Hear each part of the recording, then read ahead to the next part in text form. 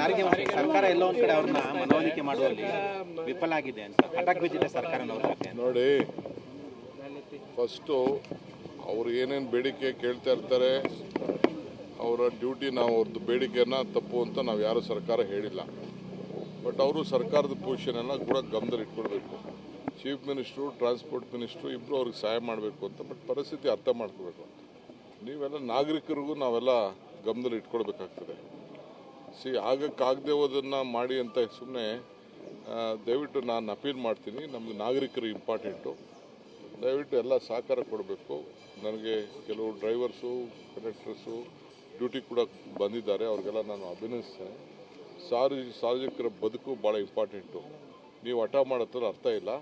ಖಂಡಿತ ಏನಾದ್ರು ಸಹಾಯ ಮಾಡೋದಾದ್ರೆ ಮುಖ್ಯಮಂತ್ರಿ ಖಂಡಿತ ಮಾಡ್ತಾರೆ. ಇದನ್ನು ಅರ್ಥ ಮಾಡ್ಕೊಳ್ಬೇಕು. ದಯವಿಟ್ಟು ಸಹಕಾರ ಕೊಡಿ ಅಂತ ನಾನು ಅಪೀಲ್ ಮಾಡ್ತಾ ಇದ್ದೀನಿ. ಕೋರ್ಟ್ ಕೂಡ ಒಂದಿನ ಮುಂದೆ ಹಾಕಿ ಅಂದರೂ ಕೂಡ ಕೆಲವರು ಬಂದು ಕಂಪ್ಲೀಟ್ ಆಗಿ ಸ್ಟ್ರೈಕ್ ಮಾಡಿದ್ದಾರೆ ಬೇರೆ ಜಿಲ್ಲೆ. ಅದನ್ನೇ ಹೇಳ್ತಾರೆ. ನೋಡಿ, ಅನ್ನೆಸೆಸರಿ ನಾವು ಕಾನೂನಿಗೂ ಗೌರವ ಕೊಡೋದಿಲ್ಲ, ಹಠ ಮಾಡೋದು ಇದೆಲ್ಲ ದಯವಿಟ್ಟು ಮಾಡಬಾರ್ದು ಅಂತೇಳಿ ನೀವು ಎಲ್ಲ ಸಮಾಜ ಸೇವೆ ಮಾಡಬೇಕು ಅಂತ ಬಂದಿರೋರು. ದಯವಿಟ್ಟು ತಾವು ಸಹಕಾರ ಕೊಡಬೇಕು ಅಂತ ಎಲ್ಲ ನಮ್ಮ ಎಂಪ್ಲಾಯೀಸ್ಗೆ ರಿಕ್ವೆಸ್ಟ್ ಮಾಡ್ತಾರೆ. ಪ್ರಧಾನಿ ಅವರು ಬರ್ತಾರಾ?